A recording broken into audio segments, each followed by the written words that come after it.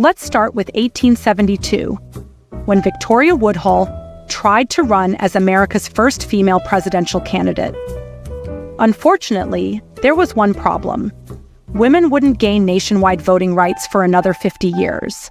As if being unable to vote for herself was unusual enough, the clairvoyant and free sex advocate was imprisoned on Election Day for obscenity, preventing her from voting even if she could.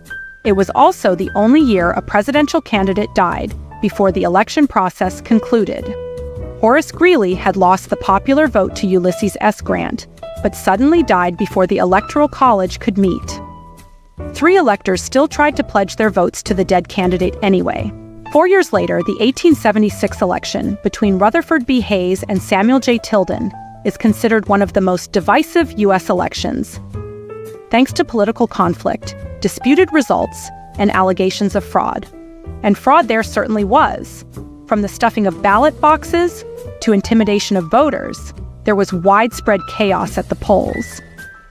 Hayes was eventually awarded the presidency after agreeing to end Reconstruction in a backroom deal, leading to the rise of Jim Crow laws.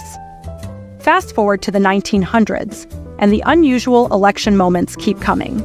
Take Eugene Debs, who ran for president from prison in 1920 and gained almost 1 million votes. He lost out to Warren G. Harding, but the president did commute his sentence. Or 1948, when the Chicago Tribune declared the wrong winner on its front page after one of the greatest upsets in U.S. political history.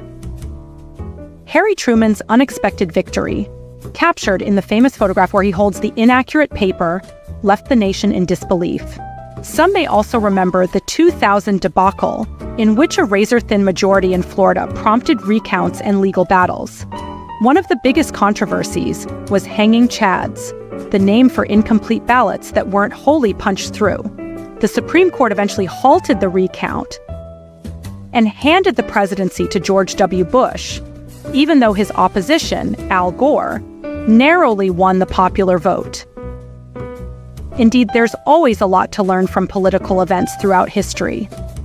But with renewed speculation about fraud, another female presidential candidate, mounting polarization, and even suggestions of candidates doing jail time, one can't help but ask, could history be repeating itself?